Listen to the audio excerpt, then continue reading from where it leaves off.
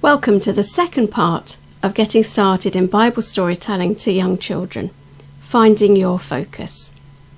So we've thought about our audience. Young children are under fives and sometimes they're adults who will be with them. Now we want to focus in on telling a Bible story. There are some things that are often found in stories written for young children, such as rhymes, repetition, words to join in with, rhythm and actions. They also often focus on the familiar, and that's what we're going to zoom in on, focusing on the familiar. We will come back to another storytelling technique later in the course. But for now, let's focus on the familiar. What are some of the things that young children are familiar with? Family. Whatever size that family takes, it's their family, and they have relationships with parents, siblings, grandparents, and even pets. Home. The things that they do: eating, sleeping, walking, running, climbing, getting up, sitting down.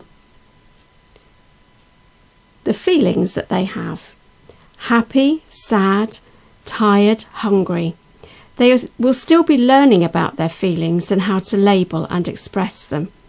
The places that they go: inside and outside, hills, lakes, the seaside, the shops. This will vary depending on their experience. The times of day: daytime, nighttime, bedtime, dinner time. So think through what your audience is familiar with. Now, Bible stories happened in real places to real people. Even the made-up stories that Jesus told actually were told and were based on the familiar. So when preparing to tell a Bible story, look for the familiar and help your audience to notice it. Sometimes this will mean making a bigger deal of the time of day. Elaborate on the dark skies by adding some stars in your description, for example for the story of Nicodemus. Sometimes you will draw attention to the people in a crowd. Give them familiar labels: mums, dads, grandmas, granddads, children just like you. For example, for the Palm Sunday crowd. Sometimes this will mean helping the audience imagine what the character in the story was doing. Martha was busy, but busy doing what?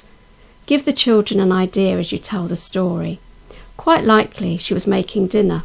This is familiar because someone at home makes dinner. Focusing on the familiar helps the children to listen because they understand some of what you are saying in the story. They can latch on to it. They can listen to it because it's familiar to them. Let's look at a couple of examples of Bible story scripts and see where there is a focus on the familiar. I've highlighted in green words that should be familiar to the children. It might not be familiar to all of them, but it will be to some of them, some of the time. So let's have a listen to the first story. God gave Adam and Eve one rule: don't eat the fruit from the tree in the middle of the garden. They could eat from every other tree, but not that one. Then one day a serpent began to talk to Eve. Just look at the fruit on that lovely tree in the middle of the garden. It looks so delicious. I'm sure God won't mind if you take a bite. Nothing bad will happen. Eve looked at the tree. It did look lovely. Eve looked at the fruit. It did look yummy. She reached out her hand and she took the fruit. She could smell how delicious it was, and then she took a bite. Then Adam took a bite too. They had broken God's one rule and everything changed. They weren't friends with God anymore and they tried to hide. But God found them. He still loved them, and he promised to send a saviour so that people could be friends with God again. Now, some of the things highlighted in that story were fruit, tree, garden, yummy, hide, found, smell, and friends. Familiar things to young children. Now let's look at another story, this time from the New Testament, and a story I've already referred to. Mary and Martha were two grown-up sisters. One day, Martha invited Jesus to come to their home for a meal. Jesus was very happy to go to Mary and Martha's house. When he got there, Jesus began to talk about God. Mary so wanted to listen to everything that he had to say. She sat down and she listened. But Martha had a lot to do. There was tidying to be done. There was cooking to be done. Pans needed stirring. Food needed chopping. Plates needed wiping. Water needed pouring. She was busy, busy, busy. Can you say that with me? She was busy, busy, busy. Mary sat still and listened to Jesus. Martha was not happy. She said to Jesus, "Lord, don't you care that I've been left to do all the work by myself? Tell my sister to help me." But Jesus didn't do what Martha said. Instead, he said to Martha, "You don't need to worry so much about all the things that need to be done. You need to listen to my words too."